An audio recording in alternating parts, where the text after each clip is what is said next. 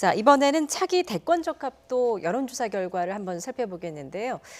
이재명 경기지사 그리고 윤석열 전 검찰총장이 차기 대권 적합도 조사에서 오차범위의 양강구도 조사 결과가 나왔습니다.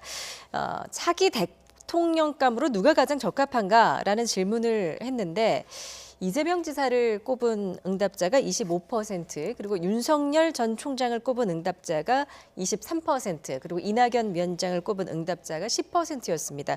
오차 범위 내긴 한데요. 교수님 이거 어떻게 해석하십니까?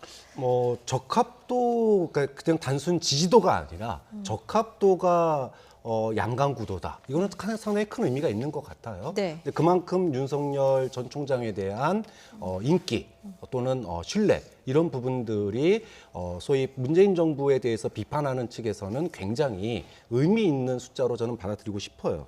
다만 여전히 윤석열이라고 하는 사람은 아직 정치적으로 검증받지 않았고 소위 반부패 문제, 검찰개혁 문제에 대해서는 우리나라 전문가일지 모르지만 예.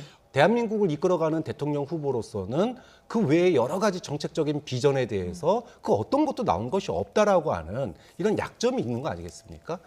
사퇴라고 하는 이벤트를 통해서 컨벤션 효과로 지금 후보가 없는 이렇다 할 후보가 없는 국민의힘 지지층의 전폭적인 지지를 현재까지는 받고 있는 건데 예. 이거를 유지하는 거는 좀 별개의 문제이기 때문에 본인이 앞으로 어떻게 하느냐에 따라서 이건 거품이 될 수도 있는 거고요. 만약에 조직적인 지원과 그리고 본인의 어떤 정치적인 내공이 쌓이지 않는다면 언제든지 거품이 될 수 있는 거다. 단 예. 조직적인 지원과 정치적인 내공을 어떻게 쌓아갈 것인지 그 과정에 그 검증의 문을 또 검증의 시간을 어떻게 견딜 건지 그런 점에 있어서는 앞으로도 참 넘어야 될 험난한 산이 있다고 보는 거죠. 예, 여야 지지층에 따라서 여론조사 결과가 또 극명하게 엇갈렸는데요. 이것도 한번 보겠습니다.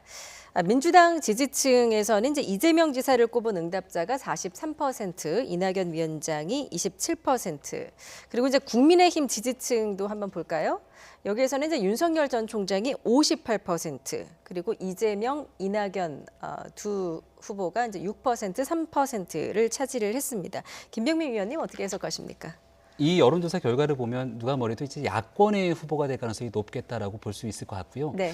윤석열 전 총장이 아직 정치를 하겠다고 뚜렷이 선언하지 않았습니다.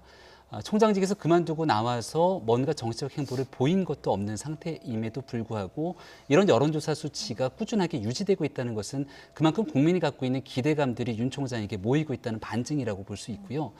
조금 전에 이제 교수님께서는 과연 어떤 정치를 보여줄 것인지에 따라서 윤 총장의 미래가 결정될 수 있다 이제 이런 말씀을 주셨는데 내년도 3월까지 시간이 이렇게 많지가 않습니다.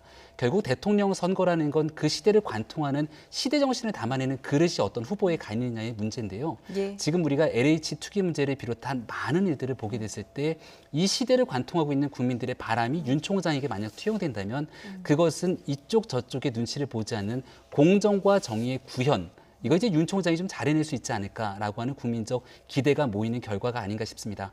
윤 총장이 만약에 정치를 하겠다고 선언하고 나오게 되면 국민들이 바라고 있는 진짜 공정과 정의의 구현을 위해서 과연 어떤 청사진을 펼쳐지게 될지에 따라서 윤 총장의 미래도 앞으로 결정되지 않을까 이런 생각이 듭니다. 예, 여론조사의 흐름은 앞으로 생물처럼 계속 변하는 거기 때문에 앞으로도 좀 지켜보도록 하겠습니다. 오늘 두 분 말씀 여기까지 듣도록 하겠습니다. 박창원 장한대 교수, 김병민 국민의힘 비상대책위원이었습니다. 잘 들었습니다.